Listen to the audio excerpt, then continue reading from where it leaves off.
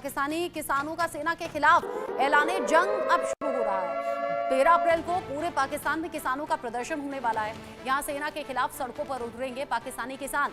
नाराज पाकिस्तानी किसानों ने बड़ा आरोप भी लगा दिया है, कॉर्पोरेट लॉबी को समर्थन दे रही है पाकिस्तानी सेना।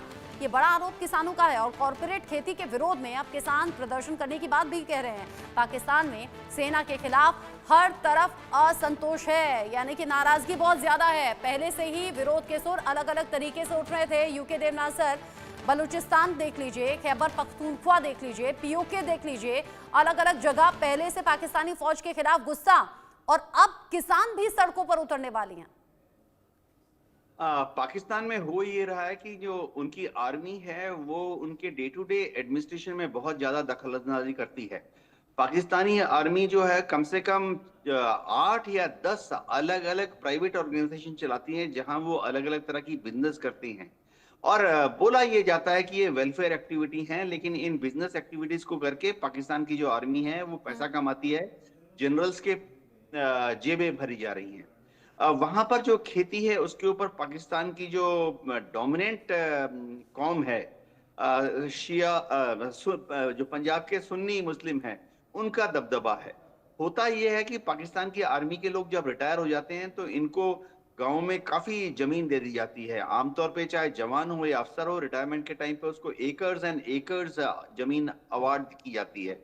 खासतौर से अगर उसको कोई गैलेंट्री अवार्ड मिला है तो उसको सैकड़ों एकड़ जमीन गिफ्ट में दी जाती है।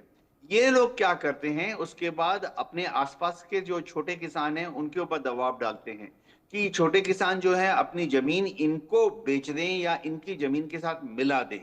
ऐसा ना करने पर जो छोटे किसान हैं उनके घर का जो खेतों से जाने वाला छोटा रास्ता है उसको बंद कर देते हैं। उनको जो इरिगेशन की जो कैनाल है जिससे उनके यहाँ छोटे किसानों के यहाँ पानी जाता है उसको बंद कर देते हैं। और तो और छोटे किसानों को जो सरकारी खर्चे पर सस्ते में खाद मिलता है, बीज मिलता है, उसमें भी गड़बड़ कर देते हैं। तो इसलिए किसानों का जो ये गुस्सा फूट रहा है एडमिनिस्ट्रेशन के खिलाफ या पाकिस्तान के खिलाफ, ये काफी आर्मी के खिलाफ, ये काफी नेचुरल है। जी, आप कह रहे हैं कि नेचुरल है ये सड़कों पर आना, लेकिन पाकिस्तान सरकार और पाकिस्तानी फौज के लिए तो बिल्कुल नेचुरल ये नहीं होने वाला है। पहले से इतना विरोध हो रहा है, जहां पाकिस्तान के टुकड़े टुकड़े होने की नौबत आ गई है, और अब किसान जो किसी भी देश के लिए बहुत ज्यादा इंपॉर्टेंट होते हैं उनका सड़कों पर आना, मेजर शाह, की कितनी बड़ी मुसीबत है। जी, पाकिस्तान के अंदर केवल उनके फार्मर्स, उनके जो खाना उगाते हैं, उनके बीज बोते हैं किसान, केवल वही विरोध नहीं कर रहे। वहां पे हर जगह पे, जगह जगह पे, वहां पे क्योंकि गरीबी इतनी आ गई है, वहां पर आवाम परेशान है। तो वहां पे बलूचिस्तान में, सिंध प्रोविंस में, पीओके में हो रहे हैं, सिंध प्रोविंस में तो हो ही रहे हैं, खैर पंजाब प्रोविंस में भी हो रहे हैं।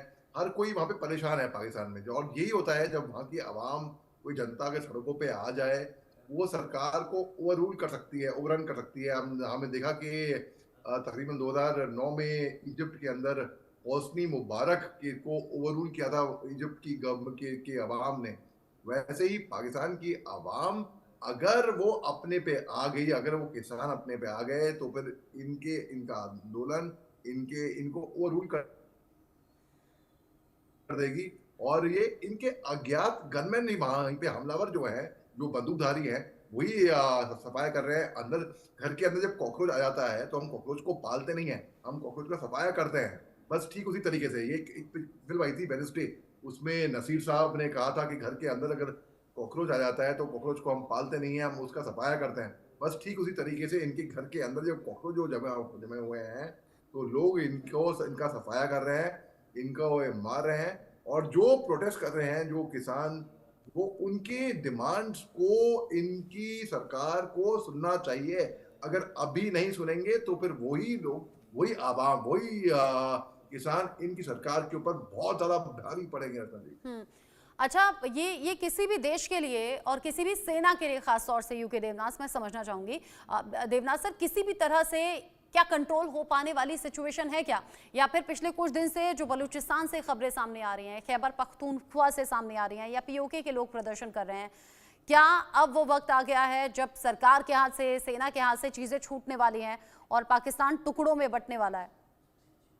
रत्ना जी, पाकिस्तान में हालत तो बहुत ही संवेदनशील है, इसमें कोई शक नहीं है कि टीडीपी का अपर हैंड है। वो जहां जहां हमला करते हैं वहां से पाकिस्तान की आर्मी को, रेंजर्स को या फ्रंटियर फोर्स के जो पोस्ट हैं उनको पीछे हटना पड़ रहा है। बीएलए ने तो करीबन करीबन पाकिस्तान की आर्मी की कमर तोड़ दी है।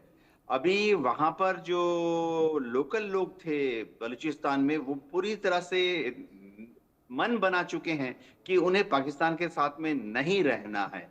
और तो और जो विदेशों में भी जो बलूच लोग रहते हैं, उन्होंने भी अलग अलग संस्था बना ली है। चाहे आप लंदन जाइए, न्यूयॉर्क जाइए, ऑस्ट्रेलिया में कैनबरा, पर्थ जाइए, आप देखेंगे कि सब जगह बलूच लोग जो रहते हैं उन्होंने अपनी अपनी कमेटियां बना रखी हैं जहां वो प्रचार कर रहे हैं कि बलूचिस्तान पाकिस्तान से अलग होना चाहिए।